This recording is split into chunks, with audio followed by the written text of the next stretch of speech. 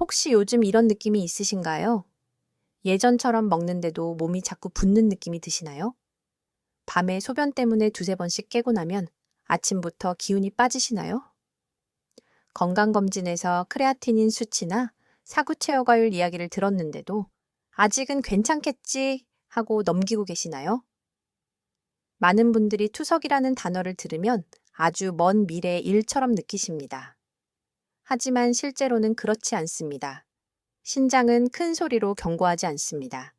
조용히, 아주 천천히, 그리고 생각보다 오래 참고 버팁니다. 그래서 더 무섭습니다.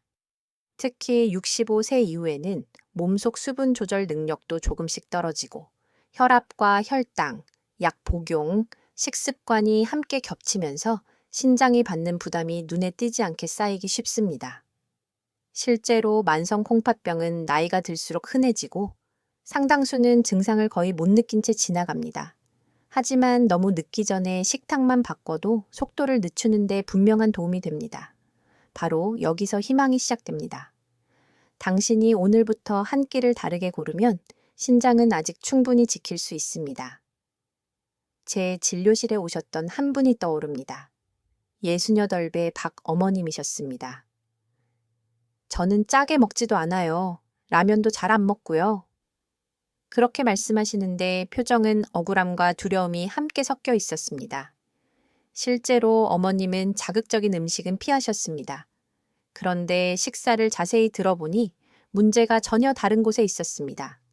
아침엔 국에 밥을 말아 드시고, 점심엔 김치와 반찬 몇 가지로 간단히 드시고, 저녁엔 입맛 없다고 생선조림 국물에 밥을 조금 더 드셨습니다.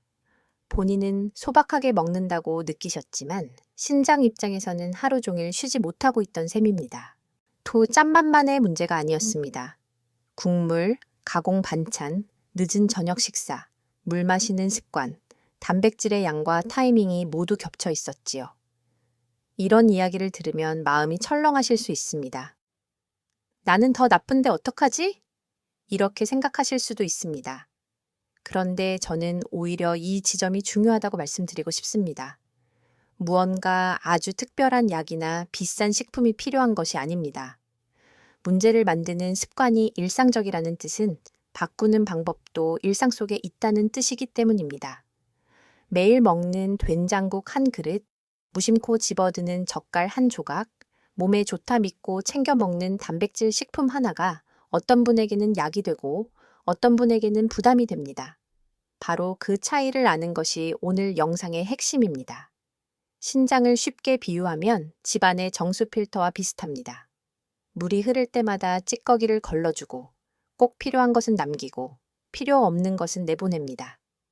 그런데 필터에 너무 진한 찌꺼기가 계속 들어오고 물의 흐름이 불규칙하고 압력까지 높아지면 어떻게 될까요?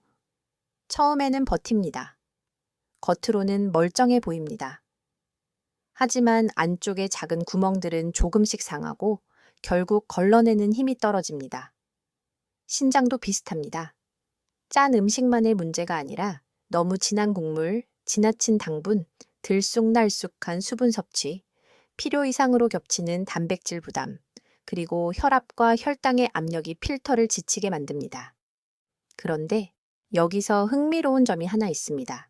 전문가들 사이에서도 단백질을 무조건 줄여야 하느냐, 나이에 맞게 잘 챙겨야 하느냐를 두고 늘 같은 목소리만 나오는 것은 아닙니다.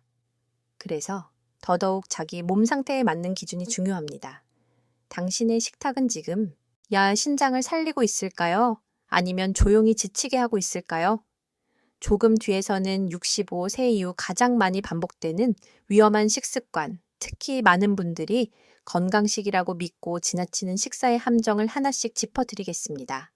끝까지 보시면 무엇을 무조건 끊어야 하는지보다 더 중요한 것, 즉 양의 기준, 먹는 순서, 국물과 반찬의 비율, 그리고 많은 분들이 놓치는 공통 실수까지 분명하게 정리해 드릴게요. 이제 먼저 왜 신장은 아파도 좀처럼 아프다고 말하지 않는지부터 함께 보겠습니다. 바로 그 침묵의 이유를 알아야 당신의 식습관도 제대로 바꿀 수 있습니다. 신장은 참 이상할 만큼 묵묵한 기관입니다. 위가 불편하면 속이 쓰리고 관절이 나쁘면 움직일 때 바로 신호가 옵니다. 그런데 신장은 기능이 꽤 떨어질 때까지도 몸이 크게 아프다고 외치지 않는 경우가 많습니다. 그래서 많은 분들이 나는 별 증상이 없는데요 라고 말씀하십니다. 바로 그 점 때문에 신장 건강은 늦게 발견되기 쉽습니다. 조용하다는 것은 괜찮다는 뜻이 아니라 이미 버티고 있다는 뜻일 수 있습니다. 왜 그럴까요? 신장은 원래 여유분이 많은 기관이기 때문입니다. 콩팥 하나하나 안에는 아주 작은 역과 장치가 수없이 들어있고 이 장치들이 서로 나눠서 일을 합니다. 일부가 지쳐도 나머지가 대신 버텨줍니다. 이것은 참 고마운 능력입니다. 하지만 동시에 함정이기도 합니다. 겉으로 멀쩡해 보이는 동안 안쪽에서는 무리가 계속 쌓일 수 있기 때문입니다. 마치 집 천장에서 물이 조금씩 새는데 겉벽지는 아직 마르지 않아 아무도 모르는 상황과 비슷합니다. 어느 날 갑자기 얼룩이 번지고 나서야 모두가 놀라는 것이지요. 신장이 하는 일은 단순히 소변을 만드는 것만이 아닙니다. 몸속 노폐물을 걸러내고 수분과 염분의 균형을 맞추고 혈압 조절에도 관여합니다. 뼈 건강과 적혈구 생성에도 영향을 줍니다. 그러니 신장이 지치면 단순히 소변 문제로 끝나지 않습니다. 몸이 붓고 쉽게 피곤해지고 혈압이 흔들리고 식욕이 떨어지고 잠도 깨기 쉬워집니다. 그런데 이런 증상은 나이 들면 누구나 겪는 변화처럼 느껴져 더 놓치기 쉽습니다. 그래서 나이 들어서 그렇지 라는 말이 때로는 가장 위험한 위로가 되기도 합니다. 여기서 한 가지 꼭 짚고 싶은 사실이 있습니다. 현재 많은 분들이 신장 건강을 생각하면 먼저 소금을 떠올립니다. 물론 짠 음식은 분명 부담이 됩니다. 하지만 신장을 지치게 하는 것은 짠맛 하나만이 아닙니다. 혈당이 자주 오르내리는 식사, 충분하지 않거나 지나치게 몰아서 마시는 물, 늦은 밤에 무거운 식사, 가공식품의 반복, 진통제나 건강식품의 습관적 복용, 그리고 혈압이 높은 상태가 겹치면 신장은 더 빨리 지칩니다. 다시 말해, 신장은 음식 한 가지보다 생활 전체의 리듬에 더 민감합니다. 제게 상담을 오시는 분들 중에는 이렇게 말씀하시는 경우가 많습니다. 저는 싱겁게 먹어요. 그래서 괜찮을 줄 알았어요. 그런데 식단을 보면 의외의 장면이 나옵니다. 싱겁다고 생각하는데 국물은 늘 남김없이 드십니다. 밥은 조금 먹지만 반찬 수가 많고 김치와 장아찌를 자주 곁들입니다. 허전하다고 과일을 많이 드시고 기운이 없다고 건강즙이나 보양식을 자주 챙기십니다. 겉으로는 건강을 챙기는 식사처럼 보이지만 신장 입장에서는 하루 종일 쉬지 못하게 만드는 식사일 수 있습니다. 몸에 좋다고 알려진 음식도 누구에게나 언제나 같은 방식으로 좋은 것은 아닙니다. 참 의외이지요. 그렇다면 무조건 적게 먹는 것이 답일까요? 여기서 전문가들 사이에 의견이 갈리는 지점이 나옵니다. 한쪽에서는 신장을 생각하면 단백질과 염분을 최대한 줄여야 한다고 말합니다. 또 다른 쪽에서는 65세 이후에는 근육이 빨리 줄기 때문에 무조건 줄이면 오히려 더 약해질 수 있다고 말합니다. 둘 다 틀린 말은 아닙니다. 중요한 것은 병의 단계, 체중, 근육량, 혈압, 혈당, 부종 여부에 따라 기준이 달라진다는 점입니다. 그래서 남의 식단을 그대로 따라하는 것이 위험할 수 있습니다. 어떤 분에게는 두부가 좋은 선택이지만 어떤 분에게는 양과 반찬 구성이 더 중요합니다. 어떤 분에게는 생선이 도움이 되지만 젓갈이나 조림 양념과 함께라면 이야기가 달라집니다. 바로 여기서 당신이 기억하셔야 할 핵심이 있습니다. 신장은 큰 실수보다 작은 반복에 더 약합니다. 가끔 한 번 먹는 음식보다 매일 비슷하게 쌓이는 습관이 더 큰 영향을 줍니다. 오늘 국물 한 번, 내일 반찬 조금, 모레 늦은 저녁 한 끼, 여기에 물 부족과 혈압까지 겹치면 그 부담은 생각보다 큽니다. 반대로 말하면 매일 조금씩 바꾸는 습관도 꽤 강한 힘을 가집니다. 국물 두세 숟갈 덜 먹기, 반찬 수 줄이기, 저녁 시간을 앞당기기, 물을 한꺼번에 마시지 않기, 건강식이라는 이유로 과하게 먹지 않기. 이런 변화는 작아 보여도 신장에는 분명한 휴식이 됩니다. 혹시 지금 당신의 식사는 배를 채우는 식사인가요? 아니면 신장을 쉬게 하는 식사인가요? 같은 밥상도 보는 눈이 달라지면 전혀 다르게 보이기 시작합니다. 이것이 오늘 우리가 함께 천천히 바꾸려는 첫 번째 시선입니다. 조금 뒤에는 정말 많은 분들이 평범하게 먹었을 뿐이라고 생각하지만 검사 수치를 바꾸어 넣어 놓는 식사의 패턴을 이야기해 보겠습니다. 특히 한국인의 익숙한 밥상에서 어떤 조합이 신장을 지치게 만드는지, 그리고 왜 그 결과가 오랫동안 눈에 띄지 않는지 구체적인 사례로 풀어드릴게요. 여기까지 들으시면서 내 이야기 같네 싶은 부분이 있었다면 계속 함께 가주셨으면 합니다. 당신이 지금 알아차리는 그 감각이 앞으로의 변화를 시작하게 해줄 수 있기 때문입니다. 이제 다음 이야기에서는 평범한 식사가 어떻게 예상 밖의 결과를 만들었는지, 즉 한 사람의 일상을 따라가며 조금 더 현실적으로 들여다보겠습니다. 평범한 식사가 만든 결과는 늘 극적이지 않습니다. 그래서 더 늦게 알아차리게 됩니다. 어느 날 갑자기 쓰러지는 것이 아니라 아주 익숙한 하루가 반복되다가 검사지 한 장에서 처음 모습을 드러내는 경우가 많습니다. 전 특별히 잘못 먹은 것도 없는데요. 이 말은 신장 상담에서 정말 자주 듣는 말입니다. 그리고 그 말 속에는 억울함도 있고 두려움도 있고 무엇부터 바꿔야 할지 모르겠다는 막막함도 담겨 있습니다. 예전에 만났던 71살 김 선생님의 이야기를 들려드릴게요. 이분은 스스로 건강관리를 꽤 잘한다고 생각하셨습니다. 아침은 늘 집밥으로 시작했고 점심도 밖에서 기름진 음식을 자주 드시지 않았습니다. 술도 거의 안 드셨고 라면도 가끔만 드셨습니다. 겉으로 보면 참 무난한 식사였습니다. 그런데 건강검진에서 신장 기능이 예전보다 떨어졌다는 이야기를 들으셨지요? 처음에는 믿기지 않으셨습니다. 제가 무슨 짠 음식을 그렇게 먹었다고요? 그렇게 말씀하시며 식단을 하나씩 적어 오셨습니다. 아침에는 된장국이나 북엇국에 밥을 드셨고 반찬으로 김치와 멸치볶음, 나물 한두 가지를 곁들이셨습니다. 점심은 간단하게 비빔밥이나 국수 혹은 찌개에 밥을 드셨습니다. 저녁은 입맛이 떨어진다고 하시면서도 생선조림이나 장조림처럼 밥도둑 반찬이 자주 올라왔습니다. 틈틈이 건강에 좋다는 과일을 꽤 많이 드셨고 기운이 없다고 느끼는 날에는 단백질 음료나 보양식도 챙기셨습니다. 어디 하나 심하게 나빠 보이지 않지요. 그런데 문제는 바로 이런 식사의 겹침이었습니다. 신장은 나쁜 음식 하나보다 부담되는 요소가 겹치는 식사를 더 힘들어합니다. 된장국 자체만 놓고 보면 큰 죄가 없어 보일 수 있습니다. 김치도 한국 식탁에서는 너무나 익숙하지요. 생선도 일반적으로 건강식으로 알려져 있습니다. 그런데 국물, 발효 반찬, 조림 양념, 가공된 양념장, 그리고 늦은 저녁 시간까지 한 자리에 모이면 이야기가 달라집니다. 각각은 작아 보여도 하루 전체로 보면 염분과 수분 부담, 혈압 자극, 식후대사 부담이 한 방향으로 계속 쌓이게 됩니다.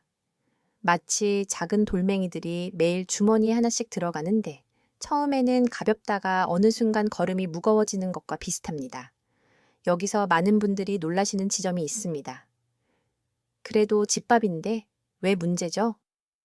네, 바로 그 질문이 중요합니다. 집밥은 분명 외식보다 나은 경우가 많습니다. 하지만 집밥이라고 해서 자동으로 신장 친화적인 식사가 되는 것은 아닙니다.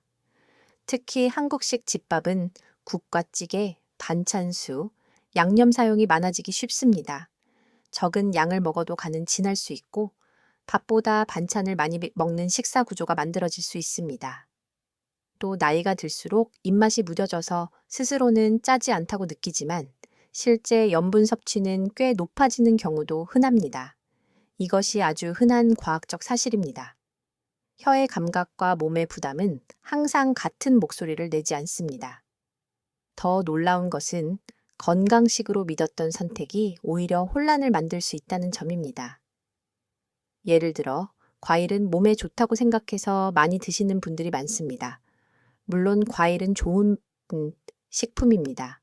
하지만 신장 기능이 떨어진 분들 중 일부에게는 종류와 양, 타이밍이 중요해집니다. 또 단백질이 중요하다는 말을 듣고 고기, 두부, 계란, 단백질 음료를 한꺼번에 챙기는 경우도 있습니다. 그런데 65세 이후에는 근육을 지키는 것도 중요하지만 내 신장 상태에 맞지 않는 과한 단백질은 또 다른 부담이 될 수 있습니다. 그래서 무엇이든 좋으니까 많이 라는 방식은 생각보다 위험할 수 있습니다. 적당함은 참 흔한 말이지만 신장에서는 아주 구체적인 기술이 됩니다. 그렇다면 전문가들은 어떻게 볼까요? 일부 전문가는 초기 단계의 신장 저에서는 지나친 제한보다 균형 잡힌 식사가 더 중요하다고 말합니다. 반면 다른 전문가는 혈압과 부종, 단백뇨가 함께 있다면 초기에 더 엄격하게 식사를 조절해야 한다고 봅니다. 이 차이는 왜 생길까요? 신장은 단순히 수치 하나로만 판단하기 어렵기 때문입니다. 같은 나이라도 근육량이 다르고 당뇨가 있는지, 혈압약을 먹는지, 부종이 있는지, 소변 상태가 어떤지에 따라 같은 음식도 의미가 달라집니다. 그래서 누군가에게 좋았던 식단을 그대로 따라하는 것은 예상보다 위험할 수 있습니다. 김 선생님도 처음에는 그럼 저는 뭘 먹어야 하죠? 하고 답답해 하셨습니다. 그런데 식사를 세게 끊지 않고 구조만 바꾸기 시작하자 몸이 먼저 반응했습니다. 아침 국물의 양을 줄이고 그 반찬 수를 줄이고 저녁 시간을 조금 앞당기고 국물 대신 건더기 위주로 드시게 했습니다. 김치는 양을 절반으로 줄였고 멸치볶음과 장조림이 겹치는 날을 피했습니다. 과일도 한 번에 많이 드시지 않고 시간과 양을 나눴습니다. 가장 중요한 변화는 건강식이니까 괜찮다는 막연한 믿음을 내려놓고 내 몸에 맞는 방식으로 다시 보는 눈을 갖게 된 것이었습니다. 몇 달 뒤 수치가 기적처럼 완벽해진 것은 아니었습니다. 하지만 부종이 덜했고 밤에 덜 깨셨고 혈압의 출렁임도 줄었습니다. 신장은 이렇게 반응합니다. 드라마틱하기보다 조용하지만 분명하게. 아직 당신의 식탁에도 이런 겹침이 숨어 있지는 않을까요? 짜지 않다고 느끼는 국물, 적당하다고 믿는 반찬, 건강에 좋다며 반복하는 선택들이 사실은 한 방향으로 부담을 만들고 있지는 않을까요? 무서운 것은 특별한 음식이 아니라 익숙해서 의심하지 않는 패턴일 수 있습니다. 이쯤에서 아마 이런 생각이 드실 겁니다. 그래도 결국 문제는 짠 음식 아닌가요? 맞습니다. 하지만 여기에는 많은 분들이 놓치는 다음 이야기가 있습니다. 신장을 지치게 하는 것은 단순한 짠맛이 아니라 짠맛 뒤에 숨어 있는 더 교묘한 식습관일 수 있습니다. 다음에서는 많은 분들이 가장 먼저 경계하는 소금보다 때로는 더 무섭게 작용하는 식탁의 함정을 함께 보겠습니다. 많은 분들이 신장 이야기를 들으면 가장 먼저 소금을 떠올리십니다. 그래서 소금만 줄이면 어느 정도 안심하셔도 된다고 생각하지요. 물론 짠 음식은 분명 신장에 부담을 줍니다. 염분이 많아지면 몸은 물을 더 붙잡으려 하고 그만큼 혈압이 오르기 쉬워집니다. 혈압이 높아지면 신장 안에 아주 가는 혈관과 역과 장치의 압력이 더해집니다. 이건 아주 기본적이고 쉬운 과학적 사실입니다. 그런데 여기서 많은 분들이 놓치는 것이 있습니다. 신장을 지치게 하는 것은 단순히 짠맛이 아니라 짠맛처럼 느껴지지 않으면서도 몸에 부담을 주는 식사의 구조일 수 있다는 점입니다. 예를 들어 보겠습니다. 어떤 분은 라면이나 젓갈은 거의 안 드십니다. 그래서 스스로는 짜게 먹지 않는다고 생각합니다. 그런데 아침에는 된장국, 점심에는 칼국수 국물, 저녁에는 생선조림, 양념과 김치를 드십니다. 입으로는 짜지 않게 느껴질 수도 있습니다. 특히 오래 이런 식사에 익숙해지면 혀는 그간에 적응합니다. 하지만 신장은 혀처럼 적응하지 않습니다. 몸은 꾸준히 염분과 수분의 균형을 맞추기 위해 더 많은 일을 하게 됩니다. 쉽게 말해, 혀는 익숙해졌는데 신장은 쉬지 못하는 것입니다. 그리고 짠맛보다 더 교묘한 함정은 국물입니다. 국물은 음식이라기보다 물처럼 느껴지기 때문에 많은 분들이 큰 경계 없이 드십니다. 하지만 국물은 단순한 물이 아닙니다. 소금, 간장, 된장, 고추장, 조미료, 우러난 지방, 때로는 당분까지 녹아있는 농축된 액체입니다. 특히 뜨겁고 부드러워서 빨리 넘어가고 식사 중에는 양이 얼마나 되는지 체감하기도 어렵습니다. 그래서 밥은 조금 먹었는데 왜 몸이 붓지? 하는 상황이 생기기 쉽습니다. 밥보다 국물이 문제였던 경우가 정말 많습니다. 이것이 꽤 의외이지요. 적게 먹었다고 느끼는데도 실제 부담은 컸던 것입니다. 제 환자분 중 한 분은 저는 입맛이 없어서 국으로 겨우 넘겨요 라고 하셨습니다. 듣고 보면 안쓰러운 이야기입니다. 나이가 들수록 씹기 힘들고 마른 반찬은 목 넘김이 불편해지고 국물 있는 음식이 편해집니다. 그런데 바로 이 편안함이 신장에는 긴장을 만들 수 있습니다. 식사량이 줄었다고 해가지고 몸의 부담까지 줄어드는 것은 아닙니다. 오히려 밥은 적게 먹고 국물과 양념 반찬 비율이 높아지면 에너지는 부족한데 염분 부담은 더 커지는 이상한 식사가 되기도 합니다. 몸은 힘이 없고 다리는 붓고 밤에는 갈증이 나고 다시 물을 몰아서 마시게 되는 악순환이 이어질 수 있습니다. 또 한 가지는 숨은 염분입니다. 짠맛이 강하지 않아도 가공식품, 양념 소스, 반찬류에는 생각보다 많은 나트륨이 들어 있습니다.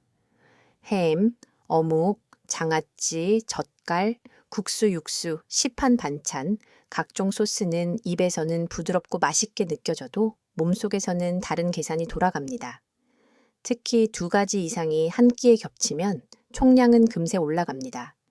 이것은 아주 단순한 합산의 문제입니다. 김치 조금, 국물 조금, 조림 조금, 반찬 조금. 각각은 적어 보여도 함께 모이면 신장은 하루 종일 처리해야 할 일이 많아집니다. 작은 조금들이 모여 큰 부담이 되는 셈이지요. 그렇다면 무조건 싱겁게만 먹으면 해결될까요? 여기서도 전문가들 사이에 미묘한 차이가 있습니다. 어떤 전문가는 나트륨 제한을 가장 우선에 둡니다. 특히 부종이 있거나 혈압이 높고 단백뇨가 있다면 염분 조절이 핵심이라고 강조합니다. 반면 다른 전문가는 지나치게 맛을 없애면 식욕이 떨어져 전체 영양 상태가 나빠질 수 있다고 걱정합니다. 특히 65세 이후에는 먹는 즐거움이 줄어들면 식사량이 급격히 떨어지고 결국 근육과 체력이 먼저 무너질 수 있습니다. 그래서 관건은 무작정 밍밍하게 먹는 것이 아니라 국물과 양념의 구조를 바꾸고 재료 본연의 맛을 살리는 방향으로 조절하는 것입니다. 같은 싱거움이라도 훨씬 덜 괴롭고 더 지속 가능한 방법이 있습니다. 생각해보면 신장은 늘 조용히 균형을 맞추는 기관입니다. 그런데 우리는 종종 맛의 균형만 생각하고 몸의 균형은 놓칩니다. 입이 편한 식사와 몸이 편한 식사가 다를 수 있다는 사실, 이것이 아주 중요합니다. 지금 당신의 식탁에서 국물은 얼마나 자주 올라오고 있나요? 김치와 장아찌, 조림 반찬이 한 끼에 몇 개나 겹치고 있나요? 혹시 짜게 먹지 않는다고 믿고 있으면서도 실제로는 짠 구조의 식사를 반복하고 있지는 않으신가요? 여기까지 들으셨다면 아마 조금 불안해지실 수도 있습니다. 하지만 걱정만 하고 끝나면 아무 변화도 생기지 않습니다. 좋은 소식은 분명히 있습니다.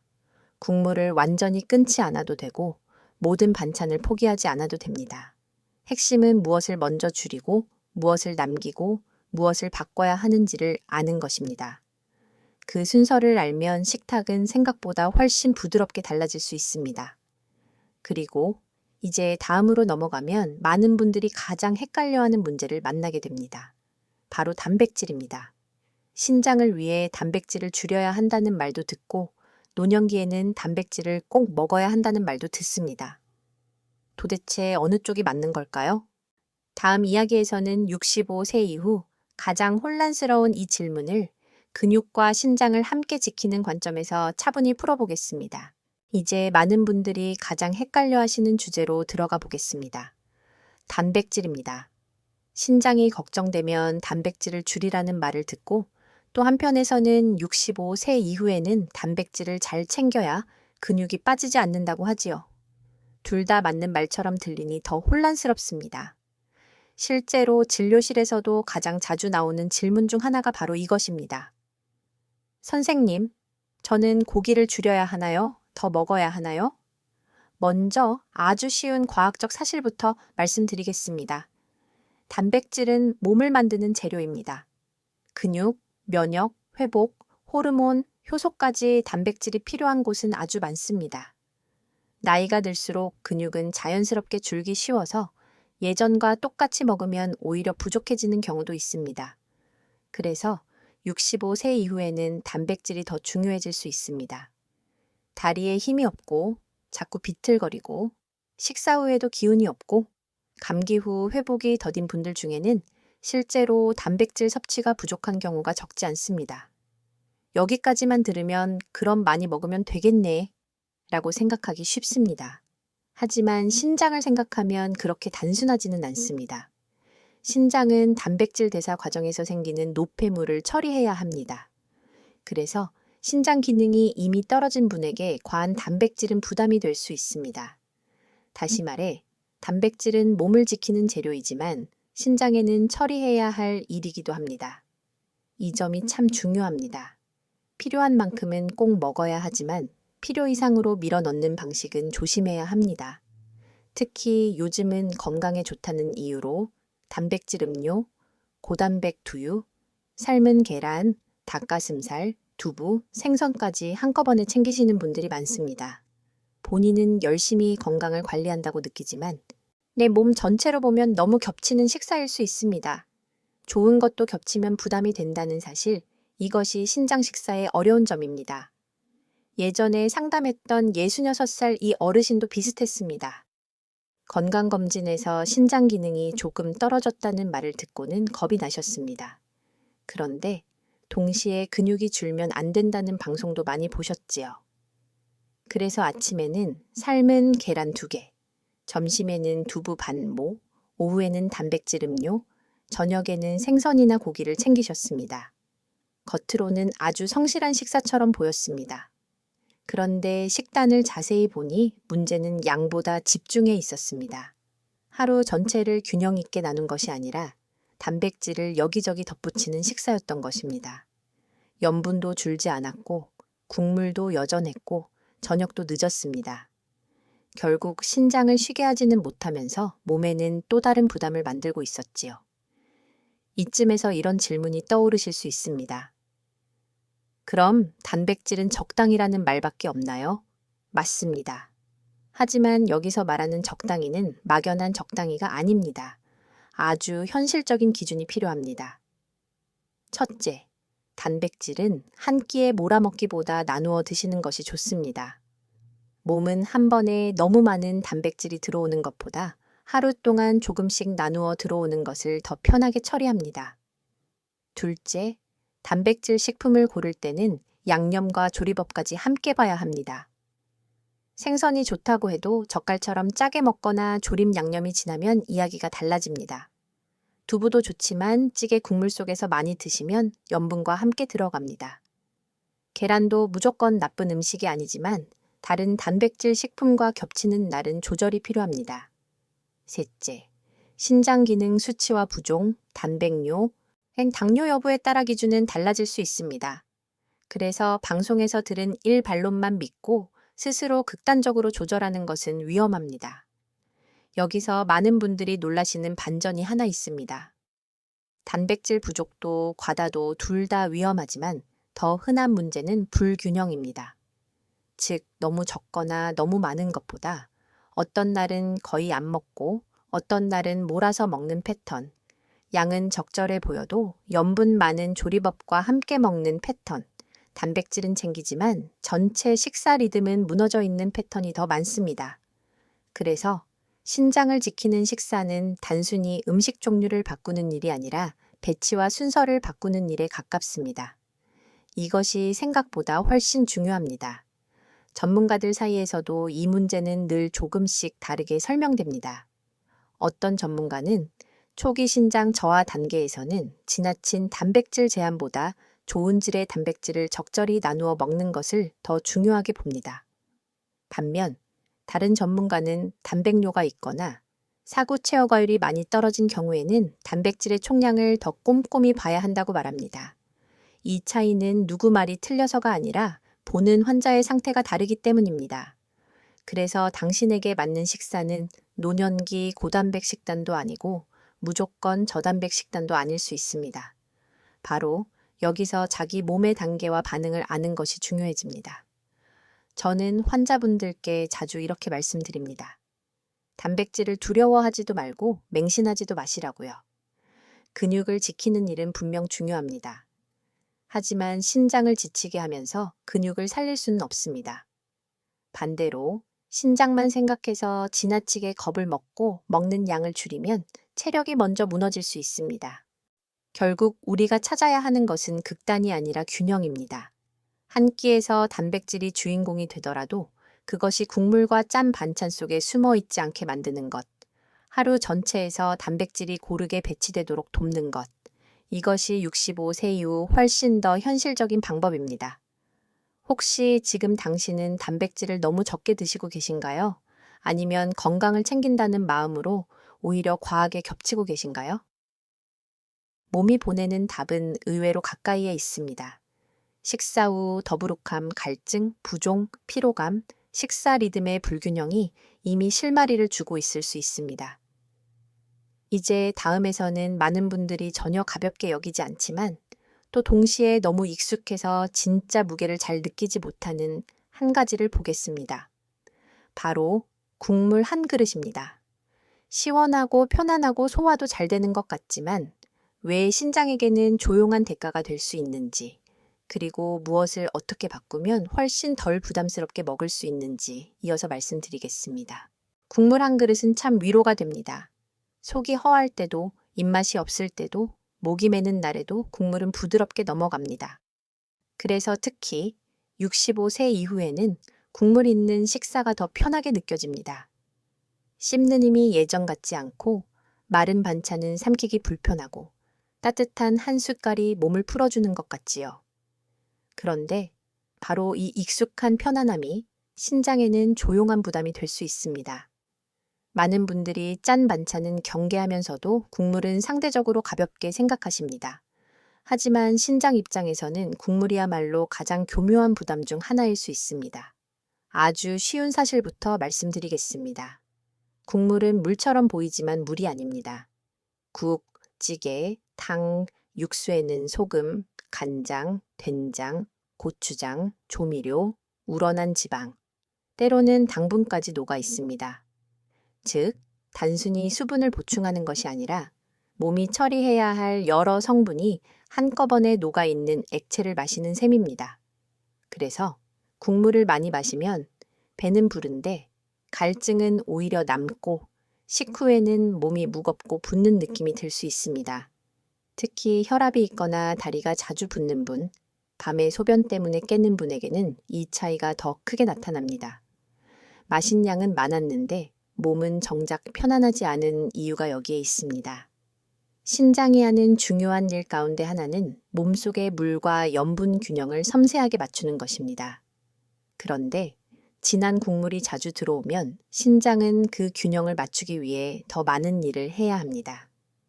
여기에 혈압까지 높으면 안쪽의 작은 역과 장치들은 더 쉽게 지칩니다. 쉽게 말하면 국물은 부드럽게 들어오지만 신장은 거칠게 일하게 만드는 셈입니다. 이것이 국물의 가장 무서운 점입니다. 네, 먹는 순간에는 편안하지만 처리하는 과정에서는 조용한 긴장을 만든다는 것 말입니다. 예전에 상담했던 한 어르신은 늘 이렇게 말씀하셨습니다. 저는 밥을 많이 안 먹어요. 국으로 대충 넘겨요. 실제로 식사량만 보면 많지 않았습니다. 아침에는 미역국, 점심에는 순두부찌개, 저녁에는 북엇국이나 생선탕을 드셨습니다. 반찬도 소박했고 밥도 반 공기 정도였습니다. 그런데 다리는 오후가 되면 붓고 밤에는 갈증이 나서 물을 찾고 아침에는 손이 퉁퉁 부은 날이 많았습니다. 검사 수치도 조금씩 흔들리고 있었지요. 이분의 문제는 많이 먹는 것이 아니라 마시는 식사에 가까웠다는 점이었습니다. 신장은 매 끼니마다 국물의 농도와 양을 감당하느라 쉬지 못하고 있었습니다. 여기서 많은 분들이 놀라시는 반전이 하나 있습니다. 같은 국물이어도 종류보다 더 중요한 것은 습관의 빈도와 양입니다. 미역국은 건강식처럼 느껴지고, 북엇국은 속 편한 음식처럼 느껴지고, 된장국은 집밥의 상징처럼 느껴집니다. 다 맞는 말입니다. 하지만 신장은 음식의 이미지가 아니라 실제 부담을 계산합니다. 건강식이라도 매 끼니 국물 중심이면 이야기가 달라집니다. 더구나 김치, 장아찌, 조림 반찬이 같이 올라오면 총 부담은 훨씬 커집니다. 많은 분들이 국 하나쯤이야 라고 생각하시지만 신장에는 그 하나쯤이 하루 3번 반복되는 일이 될 수 있습니다. 전문가들 사이에서도 국물을 어디까지 제한해야 하는지에는 약간의 차이가 있습니다. 어떤 전문가는 부종과 혈압이 있는 분이라면 국물 섭취를 꽤 엄격하게 줄이는 것이 필요하다고 봅니다. 반면 다른 전문가는 식욕이 약한 노년층에게 국물을 완전히 빼면 오히려 식사가 더 어려워질 수 있으니 양을 줄이고 농도를 바꾸는 쪽이 현실적이라고 말합니다. 저는 후자의 접근이 많은 분들께 더 지속 가능하다고 느낍니다. 갑자기 모든 국을 끊는 것은 불안과 스트레스를 만들 수 있습니다. 대신 국물의 역할을 바꾸는 것이 중요합니다. 국물을 주인공이 아니라 곁들이는 정도로 낮추는 것이지요. 방법은 생각보다 현실적입니다. 첫째, 국은 먹는 것보다 맛보는 것에 가깝게 바꾸는 연습이 필요합니다. 건더기는 드시되 국물은 몇 숟갈만 드시는 방식입니다. 둘째, 한 끼에 국물이 있으면 다른 반찬의 간은 더 약해야 합니다. 김치, 젓갈, 조림이 겹치는 날은 특히 조심하셔야 합니다. 셋째, 식사가 부드러워야 한다면 국물 대신 촉촉한 찜이나 데침, 양념이 약한 무침으로 방향을 바꾸는 방법도 있습니다. 넷째, 저녁에는 국물의 양을 특히 더 줄이는 것이 좋습니다. 밤사이 몸이 수분을 처리하는 방식까지 생각하면 늦은 저녁의 국물은 다음날 붓기와 야간뇨로 이어질 수 있기 때문입니다. 같은 국도 아침과 저녁의 의미가 다를 수 있다는 점, 이것이 꽤 중요합니다. 잠깐 생각해 보겠습니다. 당신의 식탁에서 국물은 위로인가요? 아니면 습관인가요? 입맛이 없어서, 편해서 늘 그래왔으니까 드시고 계신 것은 아닌가요? 신장을 지키는 식사는 좋아하는 음식을 무조건 포기하는 일이 아닙니다.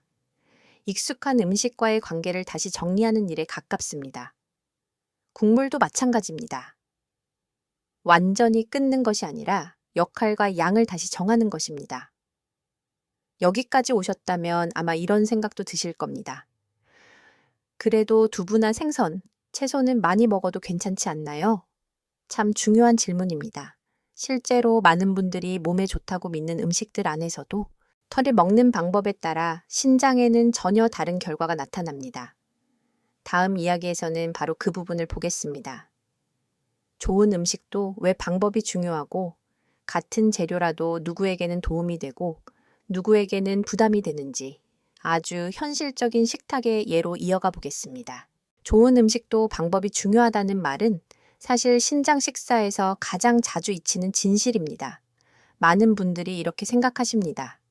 두부는 몸에 좋고 생선은 건강식이고 채소는 많이 먹을수록 좋다고요. 대체로 맞는 말입니다. 실제로 이런 식품들은 많은 경우 훌륭한 선택이 됩니다. 그런데 신장을 생각할 때는 한 가지를 더 봐야 합니다.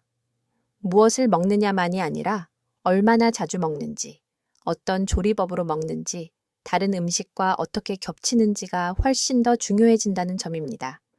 좋은 음식이 좋은 결과를 만드는 것은 맞지만 그 사이에는 반드시 방법이라는 다리가 놓여 있어야 합니다. 먼저 두부부터 이야기해 보겠습니다. 두부는 부드럽고 소화가 잘 되고 고기보다 부담이 적게 느껴져서 노년 식탁에서 자주 선택됩니다. 실제로 두부는 좋은 단백질 식품이 될 수 있습니다. 하지만 많은 분들이 두부를 먹는 방식은 생각보다 신장 친화적이지 않을 수 있습니다. 두부찌개, 된장국 속 두부, 간장 양념 두부조림처럼 두부가 늘 국물과 함께 혹은 양념과 함께 들어오는 경우가 많기 때문입니다. 즉 재료 자체는 괜찮아도 먹는 구조에서는 염분과 함께 들어오는 일이 많습니다. 많은 분들이 두부는 건강식이니까 괜찮아 라고 생각하시지만 실제 부담은 두부가 아니라 두부를 감싸고 있는 국물과 양념에서 더 커질 수 있습니다. 이것이 꽤 의외의 지점이지요. 생선도 마찬가지입니다. 생선은 단백질과 지방 구성이 좋아서 건강식으로 자주 추천됩니다. 그런데 신장을 생각할 때는 생선의 종류보다도 조리법이 더 큰 차이를 만들 때가 많습니다. 구이로 담백하게 먹는 것과 짭짤한 조림으로 밥과 함께 먹는 것은 신장 입장에서 전혀 다른 식사입니다. 특히 고등어나 갈치처럼 자주 오르는 생선이 양념 조림 형태로 반복되면 생선 자체의 장점보다 양념과 국물의 부담이 앞서기 쉽습니다. 반대로 양념을 줄이고 굽거나 찌는 방식으로 바꾸면 같은 생선도 훨씬 덜 부담스럽게 먹을 수 있습니다.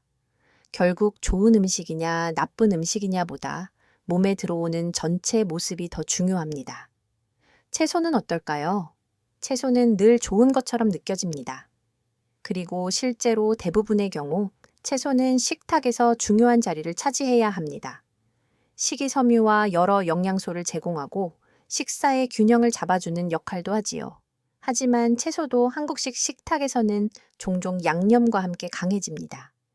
나물 하나만 놓고 보면 괜찮아 보여도 참기름과 간장, 소금, 된장, 들깨가루, 양념장이 여러 반찬에 겹치면 이야기가 달라집니다. 특히 시금치나 버섯, 해조류, 토마토 같은 식품은 건강한 이미지가 강하지만 신장 기능이 많이 떨어진 분들, 일부에게는 양과 빈도, 조합을 더 세심하게 볼 필요가 있습니다. 여기서는 좋다는 말보다 지금 내 몸 상태에서 어떻게 먹을까가 더 중요해집니다.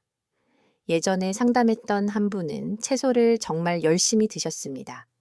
본인은 매우 건강하게 먹는다고 생각하셨지요. 아침에는 나물 반찬 2-3가지, 점심에는 비빔밥, 저녁에는 쌈채소와 된장찌개를 드셨습니다. 문제는 채소가 아니라 채소와 함께 가는 양념의 흐름이었습니다. 쌈장은 빠지지 않았고 된장찌개는 늘 있었고 나물마다 간이 조금씩 들어갔습니다. 거기에 김치도 늘 곁들였지요. 결과적으로는 채소 중심 식사처럼 보였지만 신장 입장에서는 양념 중심 채소 식사에 가까웠습니다. 그분이 가장 놀라셨던 것은 단 몸에 좋다고 믿었던 식사가 실제로는 꽤 진한 구조였다는 사실이었습니다. 여기서 흥미로운 점이 하나 있습니다. 전문가들도 어떤 식품을 절대적으로 금지하기보다 상태에 따라 조절해야 한다는 쪽으로 점점 더 많이 이야기합니다. 예전에는 특정 음식 목록을 중심으로 설명하는 경우가 많았다면 지금은 전체 식사 패턴과 개별 상태를 함께 보는 다크트점이 더 중요해지고 있습니다. 물론 여전히 의견 차이는 있습니다. 어떤 전문가는 신장이 약해지면 특정 영양소를 더 엄격히 관리해야 한다고 보고 다른 전문가는 지나친 제한이 식욕 저하와 영양 불균형을 더 크게 만든다고 우려합니다. 두 시선 모두 이유가 있습니다. 그래서 결국 중요한 것은 안 되는 음식 리스트보다 내게 맞는 조리와 빈도를 찾는 것입니다. 이것이 훨씬 현실적이고 오래갑니다. 그렇다면 어떻게 먹는 것이 좋을까요? 첫째, 좋은 음식일수록 단순하게 먹는 것이 유리합니다. 두부는 찌개보다 부침이나 데침에 가깝게, 생선은 조림보다 구이나 찜에 가깝게, 채소는 진한 양념보다 담백한 무침이나 데침에 가깝게 가는 것이 좋습니다. 둘째, 건강식품이 겹치는 날을 줄여야 합니다. 생선도 먹고 두부도 먹고 계란도 먹고 단백질 음료까지 더하는 날은 건강을 챙긴 것 같아도 신장에는 과할 수 있습니다. 셋째, 한 끼 전체를 함께 봐야 합니다. 국물이 있으면 반찬 간을 낮추고 조림이 있으면 김치 양을 줄이고 두부를 먹는 날은 다른 단백질을 덜어내는 식으로 균형을 맞추는 것이 중요합니다. 음식은 혼자 오지 않습니다. 늘 조합으로 들어옵니다. 신장은 바로 그 조합을 견디는 기관입니다. 혹시 지금 당신은 좋은 음식을 먹고 있다는 안도감 때문에 이 먹는 방법을 놓치고 계시지는 않으신가요? 몸에 좋다는 말이 때로는 경계를 풀어버리기도 합니다. 그러나 신장을 지키는 식사는 겁을 주는 식사가 아니라 보는 눈을 바꾸는 식사입니다. 같은 두부도, 같은 생선도, 같은 채소도 훨씬 부드럽고 안전하게 먹을 수 있는 길은 분명히 있습니다. 그리고 이제 다음 이야기에서는 많은 분들이 너무 단순하게 생각하는 한 가지로 넘어가겠습니다. 바로 물입니다. 물을 많이 마시면 무조건 좋은 걸까요? 아니면 적게 마시면 더 위험한 걸까요? 사실 신장에서는 양만큼 중요한 것이 타이밍과 방식입니다. 다음에서는 물보다 더 중요한 이 타이밍의 이야기를 아주 일상적인 장면들 속에서 풀어보겠습니다. 물은 신장 건강 이야기에서 빠지지 않는 주제입니다. 그래서 많은 분들이 이렇게 생각하십니다.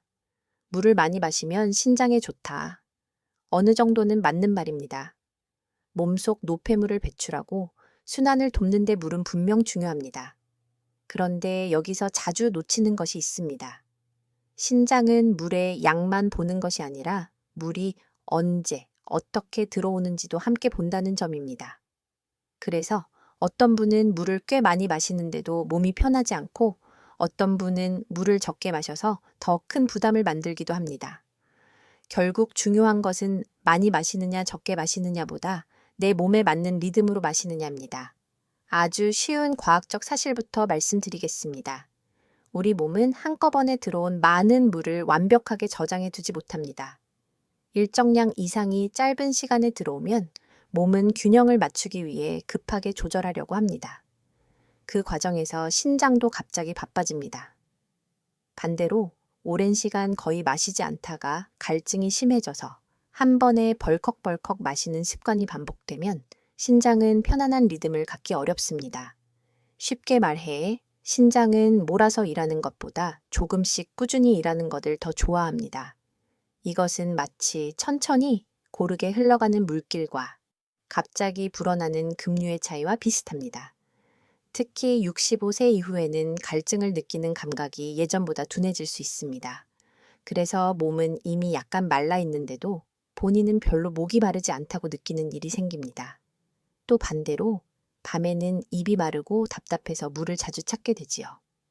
문제는 이 물 마시는 방식이 하루의 리듬과 어긋나기 쉽다는 데 있습니다. 낮에는 거의 안 마시고 저녁 이후에 몰아서 마시게 되면 밤중 소변, 수면질 저하, 다음날 붓기까지 이어질 수 있습니다. 그래서 물은 총량도 중요하지만 더 중요한 것은 낮 동안의 분산입니다. 신장을 쉬게 하는 물 마시기는 한 번의 결심보다 하루의 배치에 가깝습니다. 제 환자분들 중에는 저는 물을 정말 많이 마시려고 노력해요 라고 하시는 분들이 많습니다. 그런데 자세히 들어보면 아침에는 바빠서 거의 못 마시고 점심 뒤에도 잊고 지내다가 저녁 식사 후에 생각나서 컵으로 두세 잔을 연달아 드시는 경우가 적지 않습니다. 혹은 건강 프로그램을 보고 정해진 양을 채워야 한다는 생각에 몸 상태와 상관없이 무리해서 마시기도 합니다. 그런데 이런 방식은 모든 사람에게 좋은 결과를 주지 않습니다. 특히 신부전, 부종, 혈압 문제, 야간뇨가 있는 분이라면 무조건 물을 많이 마시는 것이 오히려 불편을 키울 수 있습니다. 참 의외이지요. 좋은 습관이라고 믿었던 행동이 방식에 따라서는 부담이 될 수 있다는 것입니다. 그렇다면 물은 적게 마시는 편이 낫다는 뜻일까요? 그렇지도 않습니다. 물이 부족하면 소변이 진해지고 혈액이 상대적으로 농축되고 몸은 더 쉽게 피로해집니다. 특히 이뇨제나 혈압약을 드시는 분들, 땀이 많은 날, 설사나 구토가 있었던 날, 카페인 음료를 자주 드시는 분들은 탈수 위험을 더 조심해야 합니다. 신장은 물이 너무 적어도 힘들고 너무 갑작스럽게 많이 들어와도 힘듭니다. 결국 핵심은 극단을 피하고 일정한 흐름을 만드는 것입니다. 늘 그렇듯 신장은 과음보다 안정을 좋아합니다. 전문가들 사이에서도 물 섭취에 대한 조언은 조금씩 다릅니다. 어떤 전문가는 특별한 제한이 없는 한 충분한 수분 섭취를 권하고 다른 전문가는 신장 질환의 단계나 심장 상태, 부종 여부에 따라 개별 조절이 필요하다고 강조합니다. 이 차이는 아주 자연스럽습니다. 물은 음식보다 더 직접적으로 순환과 배설에 영향을 주기 때문에 모두에게 같은 기준을 적용하기 어렵기 때문입니다. 그래서 방송이나 인터넷에서 들은 하루 몇 리터 같은 숫자를 무조건 따라하기보다 자신의 몸 상태와 의사 지시에 맞춰 조절하는 것이 더 중요합니다. 숫자보다 더 먼저 봐야 할 것은 몸의 반응입니다. 소변색, 붓기, 갈증, 야간뇨, 어지러움, 입 마름 같은 작은 신호들이 생각보다 많은 것을 말해줍니다. 그럼 현실적으로는 어떻게 마시는 것이 좋을까요? 첫째, 갈증이 심해지기 전에 조금씩 나누어 마시는 습관이 좋습니다. 아침 기상 후, 오전 중, 점심과 오후 사이, 저녁 전까지 작게 나누는 방식입니다. 둘째, 식사 중 국물과 물을 함께 많이 넣는 습관은 피하는 편이 좋습니다. 이미 국물이 들어간 날이라면 물의 리듬도 더 조심스럽게 보는 것이 좋습니다. 셋째, 저녁 늦게 갈증이 몰리지 않도록 낮 동안의 수분 습관을 정리해야 합니다. 넷째, 물 대신 단 음료, 건강즙, 짠 국물로 수분을 채우는 방식은 물 마시기와는 전혀 다른 결과를 만들 수 있다는 점을 기억하셔야 합니다. 몸은 액체라고 다 같은 액체로 계산하지 않습니다. 잠시 스스로에게 물어보셔도 좋겠습니다. 당신은 정말 물을 못 마시고 계신가요? 아니면 물을 몰아서 마시고 계신가요? 밤에 자주 깨는 이유가 단순히 나이 때문만이 아니라 하루 수분 리듬의 문제일 수도 있지 않을까요? 신장을 지키는 물 마시기는 의지만의 문제가 아닙니다. 내 몸의 시간을 이해하는 일에 더 가깝습니다. 이제 다음에서는 같은 음식도 아침에 먹느냐, 저녁에 먹느냐에 따라 왜 몸의 반응이 달라지는지 이야기해 보겠습니다. 특히 신장을 생각할 때 아침과 저녁의 차이를 모르면 같은 밥상도 전혀 다른 결과를 만들 수 있습니다. 익숙하게 먹어온 저녁 한 끼가 왜 더 무겁게 남는지 그 조용한 차이를 함께 들여다보겠습니다.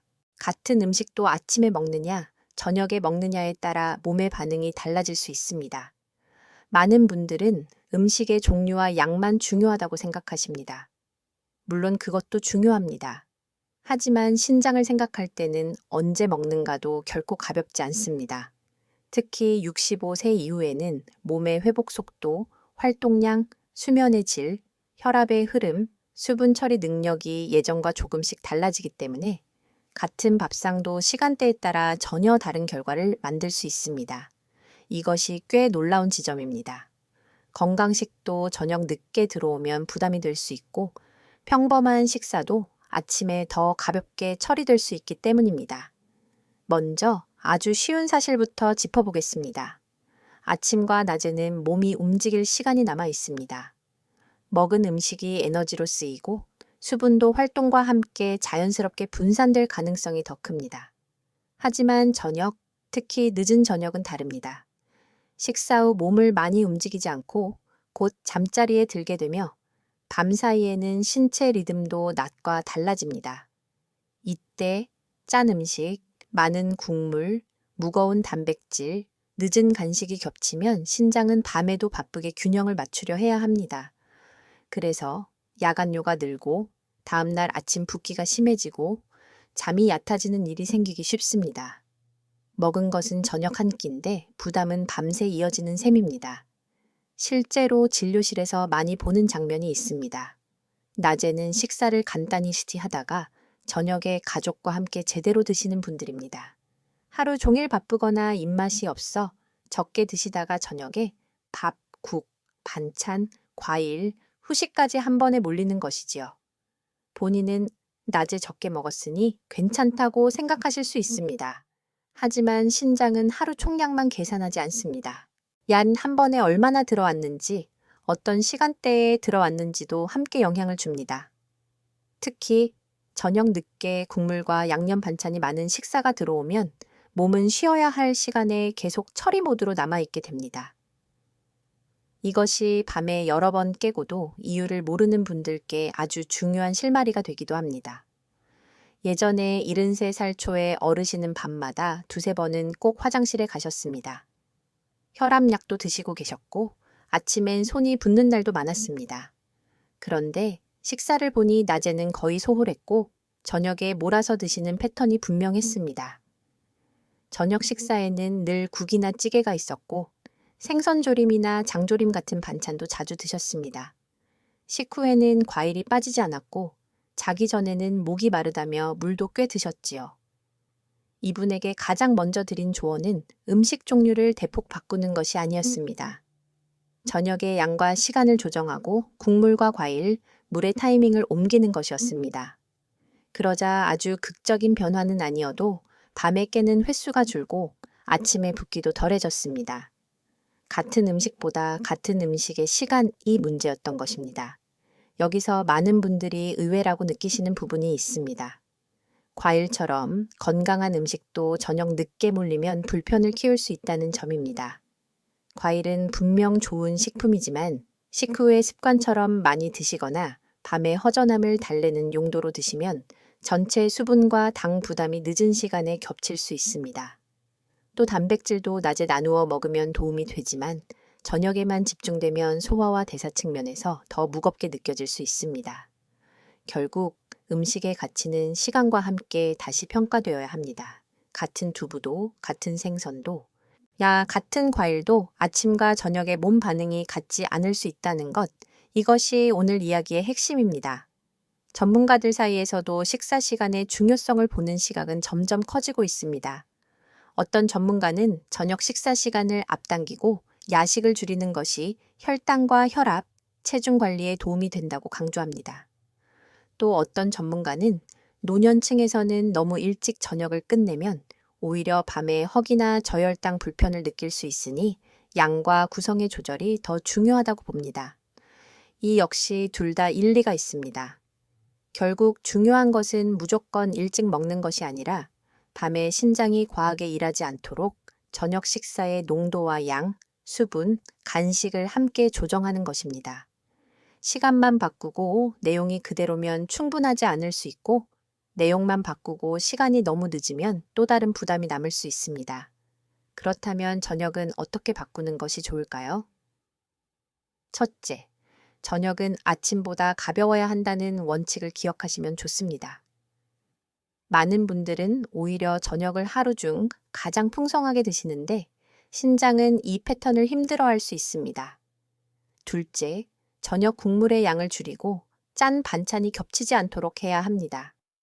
셋째, 과일과 수분은 저녁 늦게 몰기보다 낮 시간으로 조금씩 옮기는 것이 유리합니다. 넷째, 단백질도 저녁 한 끼에 몰기보다 낮에 나누어 배치하는 편이 훨씬 부드럽습니다. 이런 변화는 거창해 보이지 않지만 밤의 평온함과 다음날 몸의 가벼움으로 돌아오기도 합니다. 혹시 당신의 저녁은 하루를 회복시키는 식사인가요? 아니면 하루의 피로 위에 또 다른 부담을 얻는 식사인가요? 저녁이 편해야 밤이 편하고 밤이 편해야 신장도 조금 더 조용히 쉴 수 있습니다. 생각보다 많은 변화가 저녁 한 끼의 구조에서 시작됩니다. 이제 다음에서는 어떤 분들이 특히 더 조심해야 하는지 이야기해 보겠습니다.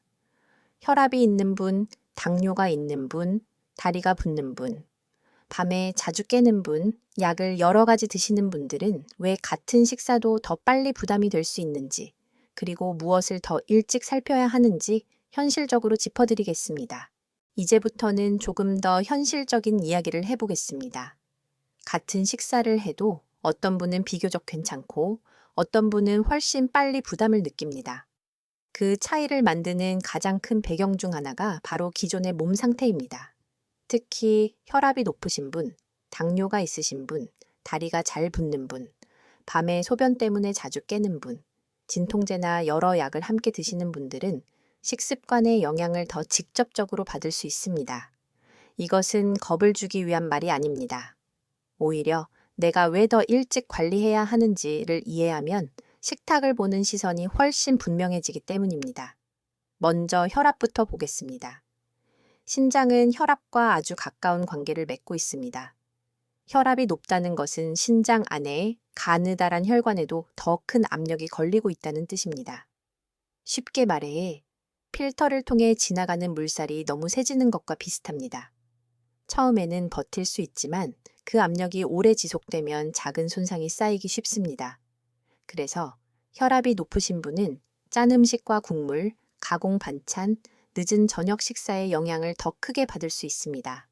많은 분들이 혈압약을 먹고 있으니 괜찮다고 느끼시지만 약이 모든 식습관의 부담을 지워주지는 않습니다. 약은 도와주지만 매일의 식사는 여전히 방향을 정합니다. 당뇨가 있는 분들은 또 다른 이유로 더 조심하셔야 합니다. 혈당이 자주 높아지면 혈관 전반에 부담이 쌓이고 그 영향은 신장의 미세한 역과 장치에도 미칩니다. 당뇨와 신장의 관계는 꽤 널리 알려져 있지만 실제 식탁에서는 생각보다 자주 놓칩니다. 나는 단 것만 조심하면 된다고 여기시는 분들이 많기 때문입니다. 하지만 문제는 단 음식 자체만이 아니라 흰쌀 위주의 식사, 내 과일의 타이밍과 양, 늦은 저녁, 음료 습관, 그리고 탄수화물과 짠 반찬이 겹치는 패턴에도 있습니다. 혈당과 염분 부담이 함께 가면 신장은 훨씬 피곤해질 수 있습니다. 이것이 바로 당뇨가 있는 분들이 신장 식사를 더 일찍 고민해야 하는 이유입니다. 다리가 붓는 분들도 중요한 신호를 놓치지 않으셔야 합니다.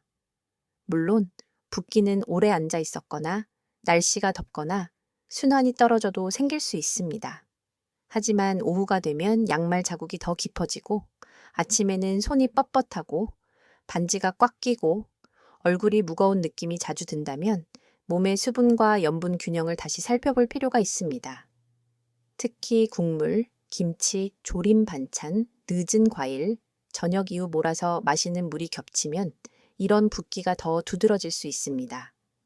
많은 분들이 붓기를 단순히 나이 탓으로 넘기지만 때로는 신장이 조금 힘들다고 보내는 조용한 표현일 수도 있습니다. 밤에 소변 때문에 자주 깨는 분들도 마찬가지입니다. 야간뇨는 나이가 들면 흔해질 수 있지만 흔하다고 해서 늘 가볍게 봐도 된다는 뜻은 아닙니다. 저녁 식사의 시간과 양, 국물, 과일, 물 마시는 습관, 혈당, 혈압, 복용 중인 약이 모두 영향을 줄 수 있습니다. 특히 낮 동안 거의 안 마시다가 저녁에 몰아서 물을 드시는 분, 저녁 식사가 짜고 무거운 분, 자기 전 허전함을 달래기 위해 과일이나 간식을 드시는 분들은 밤에 화장실 횟수가 늘기 쉽습니다. 그러면 수면이 깨지고 다음날 피곤해지고 몸의 회복도 떨어집니다. 신장은 밤에 조용히 쉬어야 하는데 우리는 종종 식습관으로 그 밤을 더 시끄럽게 만들고 있는 셈입니다. 약을 여러 가지 드시는 분들도 식사 관리가 특히 중요합니다. 간의 진통제, 혈압약, 이뇨제, 당뇨약, 건강기능식품, 한약, 각종 보조제까지 겹치는 경우가 적지 않습니다. 물론 필요한 약은 꼭 드셔야 합니다. 하지만 약을 먹는다는 사실 자체가 이미 몸이 여러 조절을 받고 있다는 뜻이기도 합니다. 여기에 수분 부족이 겹치거나 국물과 염분이 많아지거나 건강식이라며 특정 식품을 과하게 더하면 몸이 예상보다 더 민감하게 반응할 수 있습니다. 특히 진통제를 자주 드시는 분들은 탈수와 겹치지 않도록 더 주의가 필요합니다. 많은 분들이 약만 잘 챙기면 된다고 생각하시지만 사실 약과 식사는 서로 따로 움직이지 않습니다. 함께 몸에 들어가고 함께 영양을 만듭니다. 여기서 흥미로운 점은 전문가들도 누구를 더 먼저 관리해야 하는가에 대해서는 꽤 비슷한 의견을 낸다는 것입니다. 혈압, 당뇨, 단백뇨, 부종, 고령, 다약제의 복용이 겹치는 분들은 신장 보호 전략이 더 일찍 필요하다는 데 대체로 공감합니다. 다만 어디서부터 얼마나 엄격하게 조절할지는 사람마다 다를 수 있습니다. 어떤 전문가는 초기에 식염과 혈압 조절을 가장 강조하고 다른 전문가는 혈당과 체중, 생활 리듬을 함께 봐야 한다고 말합니다. 결국 중요한 것은 한 가지 정답보다 위험이 겹치는 사람일수록 식사의 작은 변화가 더 큰 의미를 가진다는 점입니다. 같은 국물 한 그릇도 누구에게는 별일 아닐 수 있지만 누구에게는 반복되면 꽤 큰 짐이 될 수 있습니다. 그렇다면 당신은 어느 쪽에 가까우신가요? 혈압약을 드시나요? 공복 혈당이나 당화혈 색소 이야기를 들은 적이 있으신가요? 오후 다리 붓기나 밤중 화장실이 익숙해지지는 않으셨나요? 다 약봉지가 점점 늘어나는 것을 보면서도 식사는 예전과 같다고 느끼고 계시지는 않으신가요? 이런 질문들은 겁을 주기 위한 것이 아니라 지금의 위치를 확인하기 위한 질문입니다. 위치를 알아야 방향을 정할 수 있기 때문입니다. 좋은 소식은 있습니다. 바로 이런 분들일수록 거창한 변화보다 기본을 바로잡는 변화가 더 크게 작용할 수 있다는 점입니다. 국물 줄이기, 저녁 당기기, 반찬수 줄이기, 물의 타이밍 나누기, 건강식의 겹침 줄이기, 수치에 맞춘 단백질 균형 잡기. 이런 기본은 너무 평범해 보여서 오히려 과소평가되기 쉽습니다. 하지만 신장은 늘 작은 반복에 반응하는 기관입니다. 그래서 작은 반복을 바꾸는 것이야말로 가장 현실적이고 강한 방법이 됩니다. 이제 다음에서는 여기까지의 이야기를 실제 행동으로 옮겨보겠습니다. 복잡한 계산 없이도 바로 시작할 수 있는 7일 식습관 교정법입니다. 무엇을 완벽하게 하는 계획이 아니라 몸에 무리 주지 않으면서 신장을 쉬게 하는 첫 일주일의 구조를 함께 만들어 보겠습니다. 이제 정말 중요한 지점에 왔습니다. 여기까지 이야기를 들으시며 아마 이런 마음이 드셨을지 모릅니다. 알겠는데 막상 뭘 어떻게 바꾸라는 걸까? 맞습니다. 좋은 정보도 식탁 위에서 행동으로 바뀌지 않으면 몸은 달라지지 않습니다. 그래서 이제는 복잡한 이론보다 오늘 바로 시작할 수 있는 7일 식습관 교정법으로 정리해 보겠습니다. 이 방법의 핵심은 완벽하게 바꾸는 것이 아닙니다. 단 7일 동안 신장을 덜 바쁘게 만들고 몸이 어떤 반응을 보이는지 차분히 확인하는 것입니다. 신장은 갑자기 크게 달라지는 기관이 아니지만 작은 반복의 변화에는 생각보다 정직하게 반응합니다. 먼저 아주 쉬운 원칙 하나를 기억해 두시면 좋겠습니다. 이 7일의 목표는 적게 먹기가 아닙니다. 덜 자극적으로, 덜 겹치게, 덜 몰아서 먹는 것입니다. 많은 분들이 건강을 위해 식사를 바꾼다고 하면 제일 먼저 양부터 줄이려고 하십니다. 하지만 65세 이후에는 무조건 줄이는 방식이 오히려 기운을 빼고 식욕을 꺾을 수 있습니다. 그래서 이번 일주일은 배고픔을 참는 계획이 아니라 신장이 싫어하는 식사의 구조를 풀어주는 계획이라고 생각하시면 됩니다. 첫째 날은 국물의 양부터 줄여봅니다. 국이나 찌개를 완전히 끊지 않아도 됩니다. 대신 건더기를 중심으로 드시고 국물은 절반 이하로 줄여보십시오. 이 변화는 아주 작아 보여도 신장에는 꽤 큰 휴식이 됩니다. 특히 김치나 조림 반찬이 함께 있는 날이라면 더 그렇습니다. 국물은 물처럼 보이지만 물이 아니라고 말씀드렸지요. 바로 그 차이를 몸으로 확인하는 첫날입니다. 혹시 첫날 저녁에 뭔가 허전하다는 느낌이 들 수도 있습니다. 그 허전함은 배가 고파서라기보다 늘 마시던 습관이 빠져서일 수 있습니다. 당신의 몸은 생각보다 빠르게 익숙해질 수 있습니다. 둘째 날은 반찬 수를 줄여봅니다. 한국 식탁은 반찬이 많을수록 잘 차린 식사처럼 느껴질 때가 많습니다. 하지만 신장에게는 반찬 수가 많다는 것이 곧 양념이 겹칠 가능성이 높다는 뜻이기도 합니다. 김치, 나물, 조림, 장아찌, 젓갈이 한 상에 올라오면 각각은 조금씩 먹어도 전체가는 진해질 수 있습니다. 그래서 이날은 반찬을 두세 가지 정도로 단순하게 맞춰보는 것이 좋습니다. 소박해 보여도 몸은 오히려 편안할 수 있습니다. 많이 차린 밥상이 꼭 좋은 밥상은 아니라는 것. 이것이 둘째 날의 중요한 발견입니다. 셋째 날은 저녁 시간을 조금 앞당겨 보십시오. 완벽하게 이른 저녁을 먹지 못해도 괜찮습니다. 평소보다 30분에서 1시간만 당겨도 충분합니다. 그리고 저녁은 아침보다 가볍게 구성해 보십시오. 국물은 적게, 반찬에 간은 부드럽게, 과일과 물은 늦은 밤으로 밀리지 않게 해보는 것입니다. 많은 분들이 밤중 화장실, 아침 붓기, 자고 나도 무거운 느낌을 나이 탓으로만 여기십니다.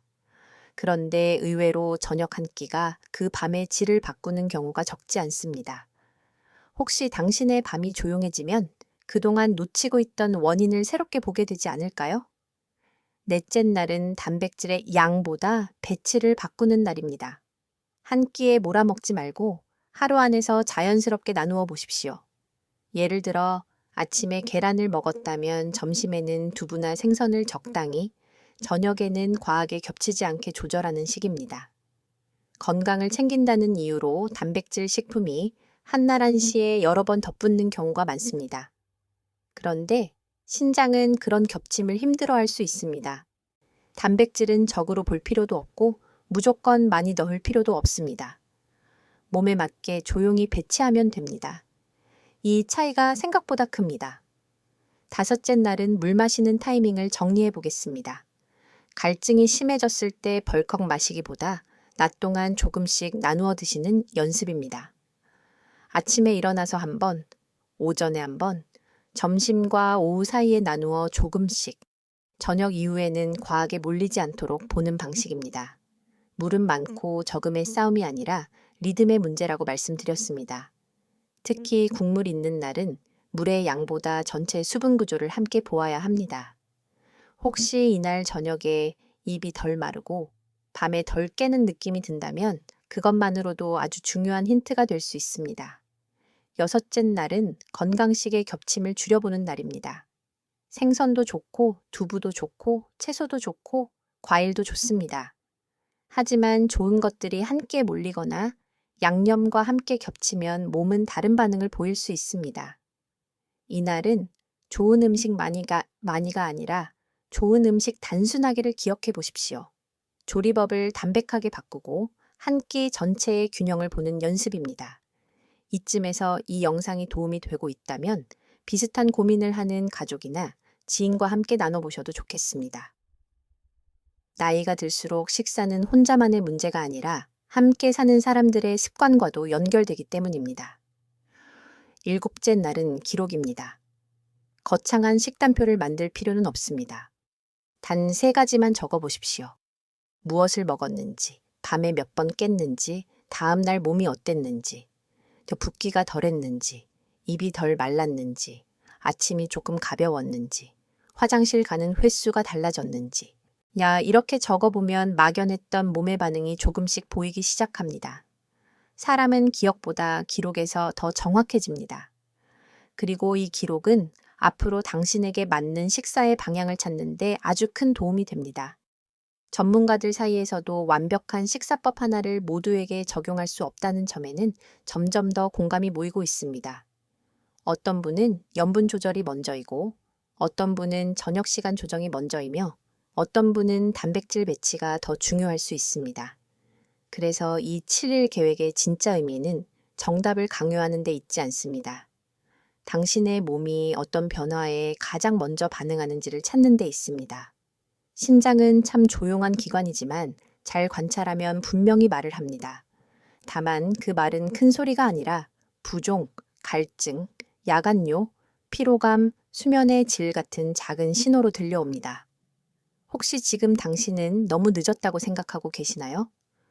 하지만 몸은 생각보다 작은 친절에도 반응합니다.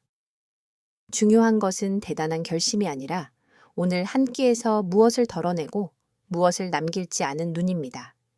그 눈이 생기기 시작하면 식사는 더 이상 두려움의 대상이 아니라 몸을 지키는 가장 가까운 도구가 됩니다. 이제 마지막 이야기로 가보겠습니다. 아직 늦지 않은 이유, 그리고 지금 바꾸는 한 끼가 왜 앞으로의 삶을 조용히 지켜줄 수 있는지 천천히 마음을 정리하며 함께 마무리해 보겠습니다. 여기까지 함께 오시느라 정말 수고 많으셨습니다. 아마 처음 이 이야기를 들으실 때는 투석이라는 단어가 먼저 마음을 눌렀을지도 모릅니다. 두렵고 멀게 느껴지면서도 한편으로는 혹시 내 이야기일까 싶어 조용히 불안해지셨을 수도 있습니다. 그런데 우리는 오늘 아주 중요한 사실을 함께 확인했습니다. 신장은 하루아침에 무너지는 기관이 아니라는 것, 그리고 그렇기 때문에 하루아침에 완벽하게 바꾸지 않아도 된다는 것입니다. 바로 이 점이 당신에게는 두려움이 아니라 희망이 될 수 있습니다. 우리는 처음에 신장이 왜 침묵하는지 이야기했습니다. 신장은 참 오래 참고 참 오래 버팁니다. 그래서 늦게 알아차리기 쉽습니다. 하지만 조용하다고 해서 손 쓸 수 없다는 뜻은 아니었습니다. 오히려 작은 변화를 가장 꾸준히 받아들이는 기관이기도 했습니다. 짠맛보다 더 무서울 수 있는 국물, 건강식이라고 믿었지만 방법에 따라 부담이 달라질 수 있는 두부와 생선, 많이 마시는 것보다 더 중요할 수 있는 물의 타이밍, 그리고 저녁 한 끼의 구조가 밤의 몸 상태를 바꾼다는 점까지 오늘 우리는 아주 익숙한 식탁을 새로운 눈으로 바라보게 되었습니다. 이제 당신은 예전과 같은 밥상을 봐도 아마 조금 다르게 느끼실 것입니다. 국 한 그릇이 단순한 위로만은 아닐 수 있다는 것, 반찬이 많다고 꼭 몸에 좋은 것은 아니라는 것, 좋은 음식도 겹치면 신장이 피곤해질 수 있다는 것, 그리고 건강은 거창한 보양보다 반복되는 균형에서 만들어진다는 것을 알게 되셨기 때문입니다. 이 깨달음은 작아 보여도 결코 작지 않습니다. 몸을 바꾸는 일은 늘 정보보다 시선에서 먼저 시작되기 때문입니다. 이 많은 분들이 건강을 생각하면 무엇을 끊어야 하나부터 떠올리십니다. 하지만 오늘 우리가 함께 정리한 것은 조금 달랐습니다. 무조건 끊는 것보다 덜 겹치게 하고, 덜 몰아서 하고, 덜 자극적으로 만드는 것이 더 중요했습니다. 신장은 극단보다 안정에 더 잘 반응합니다.